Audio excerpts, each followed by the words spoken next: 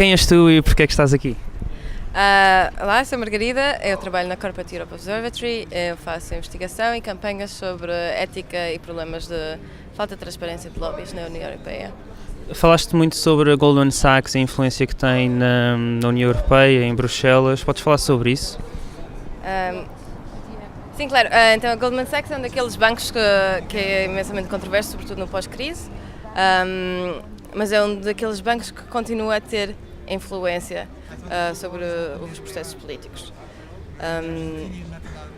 E isto vê-se nos Estados-membros, mas vê-se muito em Bruxelas, onde é um dos bancos que tem imenso acesso a altos funcionários da Comissão. Tiveram quase 42 reuniões desde o fim de 2014 com altos cargos. Gastam por volta de €1 milhão em lobbying por ano, e uma parte fulcral da estratégia da Goldman Sachs é contratar através da porta giratória, ou seja, contratam ex-funcionários e ex-políticos, como fizeram com o ex-presidente Barroso, que é agora o diretor-geral da Goldman Sachs International. E é possível fazer isso? É possível sair da Comissão Europeia e ir diretamente para a Goldman Sachs? Há diferentes regras para diferentes funcionários da União Europeia. Quando és comissário, há algumas regras, sobretudo nos primeiros 18 meses. Ou seja, tu sais e durante 18 meses tens que notificar a Comissão e quero aceitar este novo papel, e a Comissão e estamos aqui a falar dos comissários que trabalham lá agora, ou seja, o mais normal é que são os teus ex-colegas, ou são as pessoas que a seguir podem ir fazer a mesma coisa. Eles vão olhar para o teu novo papel e decidir se é ok ou não. Geralmente eles decidem sempre a favor do comissário, é uma questão de há a questão de regras, depois há a questão de implementação, e nós temos problemas com os dois. O Barroso pode fazer o que fez porque a regra é 18 meses e ele aceitou o emprego 2 meses depois. Mas tu disseste que ainda há pouco, durante a sessão, que houve uma regra do Tratado Europeu que foi quebrada. Sim. Então, as regras de ética são feitas pela Comissão para interpretar o Tratado. E o Tratado diz que quando deixas o Colégio de Comissários tens que agir e aceitar empregos, sobretudo, que estejam de acordo com a integridade e a reputação das instituições da União Europeia. O Código de Ética é uma interpretação disso, e é uma interpretação que Barroso fez enquanto comissário. O que nós estamos a dizer... Porquê é que dizes isso? Porque foi ele que fez a reforma, que criou as regras. Literalmente é feito pela Comissão, não há mais ninguém a ver isso. E ele fez-lo porque teve escândalos durante a comissão dele. Não foi porque lhe apetecia fazer agora uma regra de portas giratórias.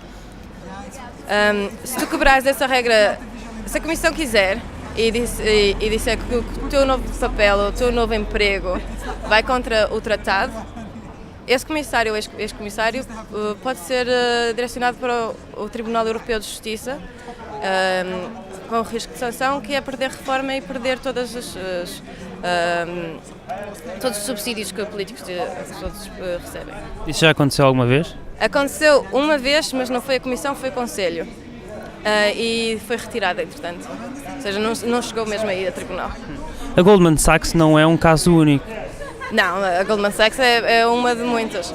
Portas giratórias é um problema sistémico. Podes explicar o que é que são portas giratórias? Portas giratórias, estamos a falar do fenómeno de políticos ou funcionários públicos passarem do seu cargo público para um cargo privado, geralmente na mesma área onde trabalhavam. Ou seja, estás a passar de regulador para regulado ou vice-versa. E é um problema sistémico na União Europeia, no sentido em que nós vemos imensos casos a todos os níveis e em todas as instituições. E isto cria um problema gigantesco de cultura e basicamente o que estamos a fazer é estamos a destruir todas as diferenças entre regulado e regulador, porque se tornam-se as mesmas pessoas, têm o conhecimento de como é que as instituições funcionam dentro e podem basicamente influenciar o processo de uma maneira que mais ninguém consegue influenciar. Em Portugal também existem portas giratórias. Existem imensas. O caso mais famoso recente que eu conheço é a ex-ministra das Finanças, Maria Luísa de Albuquerque. Maria Luísa Albuquerque. Foi trabalhar para a Arrow enquanto deputada. Trabalhar para a Arrow, uma empresa que eu não trabalho muito na área, mas que eu saiba tem investimentos em empresas que ela privatizou enquanto Ministra das Finanças. Portanto, aí é um conflito de interesse inacreditável. Ok, muito obrigado. So tell us your name and why you're here. So my name is Laura Vehique and I work for Corporate Europe Observatory. It's an NGO in Brussels that looks at the power of lobbies. And I'm here to speak about lobbying and especially on trade deals. So all the negotiations that go on between Europe and external partners. Mm-hmm. So you've been talking about CETA today, and you all talked about three main disadvantages or three platforms that will cause harm to, well, Portugal and any state in the European Union. Can you talk about that? Can you describe those three main disadvantages? So the one that is the most well known, it's the possibility for a company to sue Portugal. But they don't sue Portugal in Portuguese court, they do this in an international court and most of the time in the World Bank. The problem is companies get a lot of money from countries, a lot of money from taxpayers, from us. Most of the time it's for laws that are public interest laws, so it's for health or for environmental protection or social justice. And most of the time it means a lot of costs for the state. So the state defends itself from an attack from a company, but the state can never attack a company. So we give rights to corporations, but we don't give them obligations. But it also breaks the idea that we're all equal in front of the law, because those companies, they can choose the tribunal they want to get the justice they want. And there's already a case in Portugal because there's a Mexican investor that's suing Portugal over the nationalization of the underground. And that takes me to the second problem with those deals. It's what we call negative lists. So basically Portugal and the European Union have told foreign investors that they can come to Portugal, take the public services, privatize them. We're talking about health, about education, about home care or elderly care.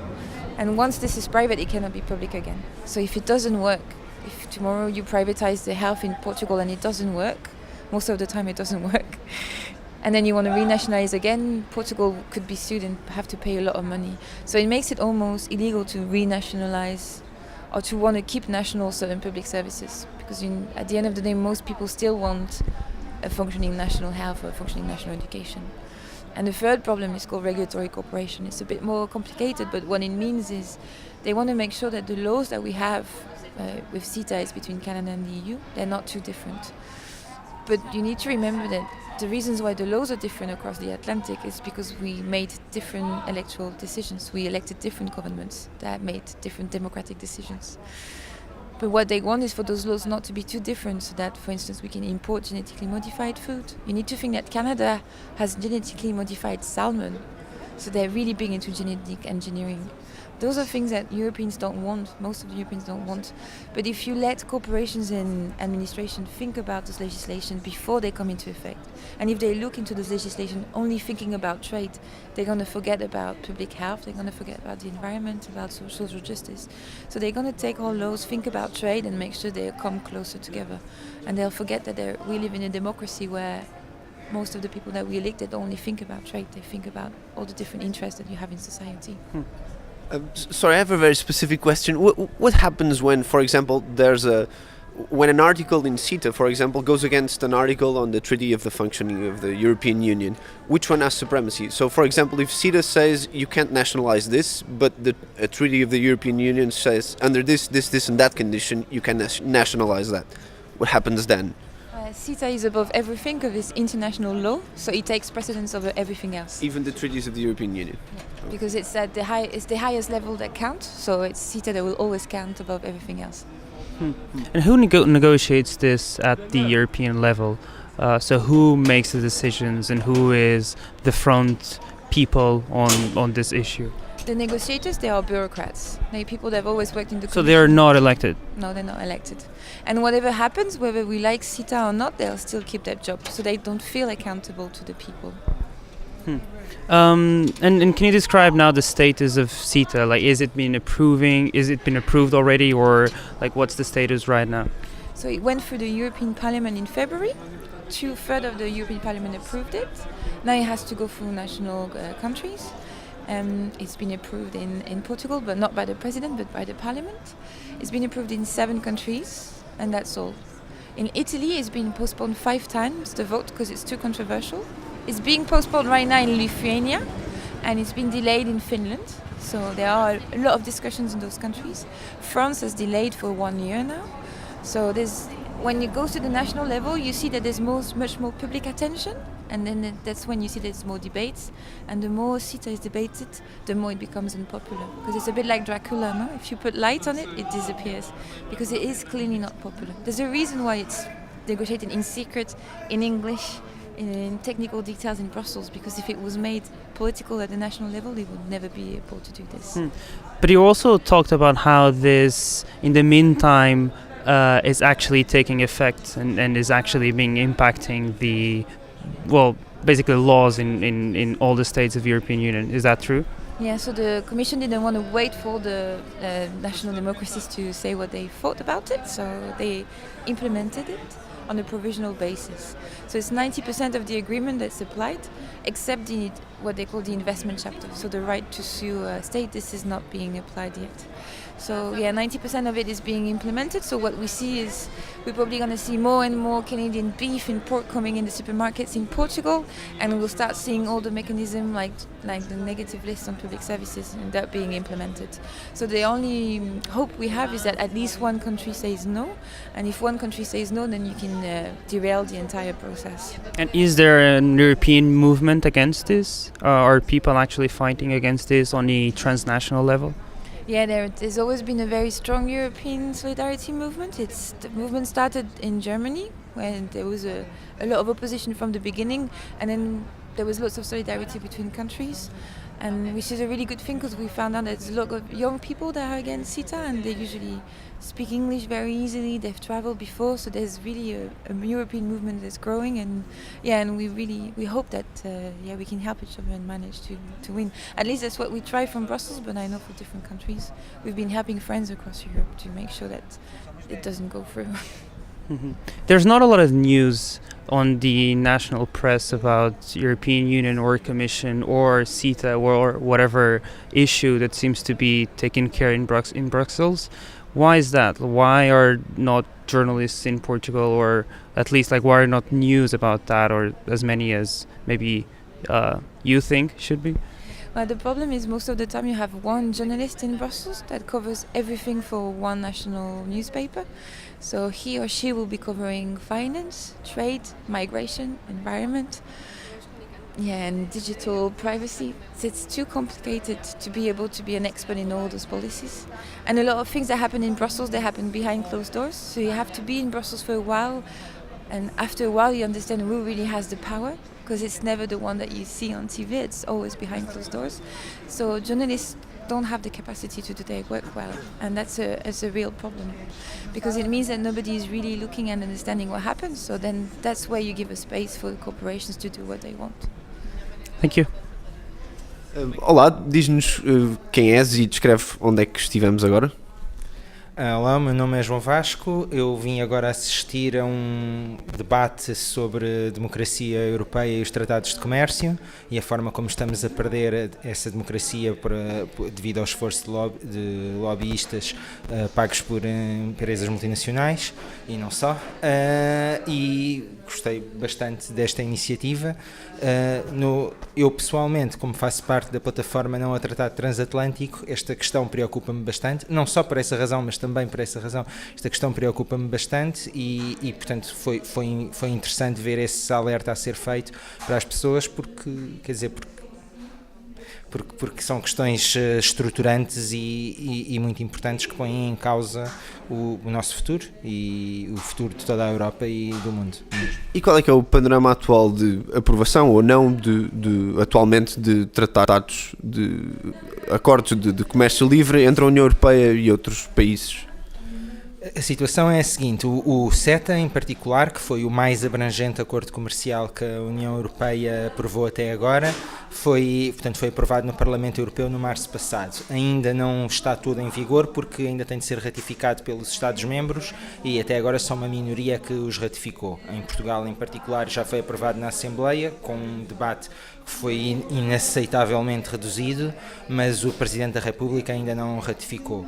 No entanto, aquilo que foi dito aqui, com o qual eu concordo, é que as instituições europeias estão a tentar apressar ao máximo a aprovação de uma série de outros acordos, com uma quantidade de debate e de participação da sociedade civil criminosamente insuficiente. A razão de ser deste sentido de urgência é porque dentro de 1 ano e meio vão ser as eleições do Parlamento Europeu e no fundo aqui tem havido uma procura de fugir ao debate e ao escrutínio por parte dos cidadãos.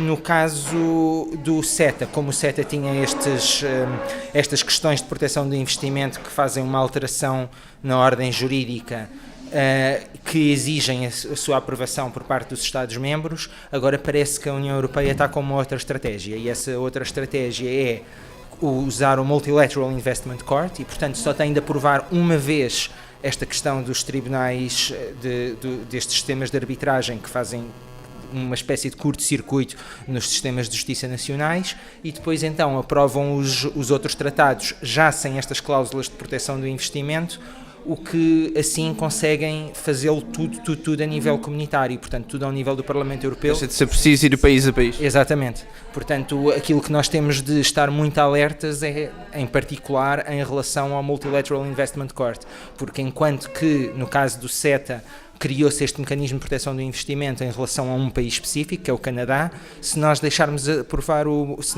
que o Multilateral Investment Court seja aprovado pelos Estados, a partir daí deixamos de ter qualquer controle. Portanto, os países podem livremente aderir e, portanto, nós já nunca mais, uma série de países podem entrar e nós nunca mais estamos a tomar essa decisão. Por isso, isto novamente vai haver uma tentativa de fugir ao debate e ao escrutínio dos cidadãos e nós temos de estar particularmente atentos. O que é que as pessoas podem fazer, na tua opinião, e tendo em conta a tua posição, o que é que as pessoas podem fazer neste momento para impedir a aprovação do CETA, na verdade? Na minha opinião, o mais importante neste momento é pressionar a comunicação social para falar sobre este assunto. Isto aqui, isto é só fumaça? É apenas fumaça. É apenas fumaça. É uma louvável exceção no panorama da comunicação social portuguesa. Infelizmente, mesmo até meios assim mais alternativos têm dado a esta questão muito menos atenção do que merece, enquanto que eu sei que o É Apenas Fumaça já por 2 vezes, se não me engano, abordou esta questão. Mas pronto, portanto é importante pressionar comentadores para que falem neste assunto, e eu digo comentadores porque os comentadores se calhar não estão tanto sujeitos à direção editorial e portanto talvez tenham um espaço maior de liberdade e de possibilidade de abordarem esta questão, e eu acredito que têm um dever de cidadania de o fazer. Portanto, pressionar comentadores, cada pessoa que pressiona o comentador favorito, pressionar os órgãos de comunicação social, pressionar os partidos políticos, em particular os partidos políticos que estão contra o CETA e este tipo de acordos. A meu ver, muitos deles, em particular eu estou-me a referir ao Bloco de Esquerda e ao Partido Comunista Português e ao Partido Ecologista aos Verdes, portanto principalmente os 2 primeiros, o Bloco de Esquerda e o Partido Comunista Português, a meu ver, não têm tido embora a posição deles seja muito clara e sejam claramente contra, não têm feito, a meu ver, aquilo que podiam fazer para lançar este debate na opinião pública e mobilizar a população contra estes acordos e informar os cidadãos daquilo que se está a passar. Portanto, os cidadãos também podem informar os amigos e colegas e companheiros e por todas as vias e mais algumas, e pronto, eu acho que fundamentalmente é criar nas pessoas a consciência do que é que se está a passar e eventualmente depois então pressionar as instâncias que tomam as decisões, neste caso em particular pressionar o Presidente para não aprovar o tratado, para não ratificar o tratado, e há um bom fundamento político para isso, que é o facto de a Assembleia da República se ter comprometido com um debate amplo antes da aprovação no Parlamento. Esse debate é óbvio que não aconteceu, portanto os cidadãos podem exigir ao Presidente que devolva o diploma à Assembleia da República na condição aliás, incentivando a um debate mais alargado. E portanto, e depois, uma vez que a coisa deixe de estar nas mãos do Presidente, é possível que os deputados peçam a fiscalização sucessiva deste acordo, porque há na verdade boas razões para acreditar que isto é claramente inconstitucional e, portanto, se os deputados pedirem a fiscalização sucessiva, é bem possível que o Tribunal Constitucional chumbe, mas nós temos de nos lembrar que o Tribunal Constitucional os juízes há uma nomeação política, portanto, pode haver se calhar um enviesamento no sentido de aprovar, ao qual o escrutínio, ou pelo menos a consciencialização dos cidadãos em relação ao que está em jogo, podia ter um efeito de atenuar esse possível enviesamento e, portanto, fazer o Tribunal decidir em consciência aquilo que, com toda a justiça, que este acordo vai contra a nossa Constituição. Obrigado.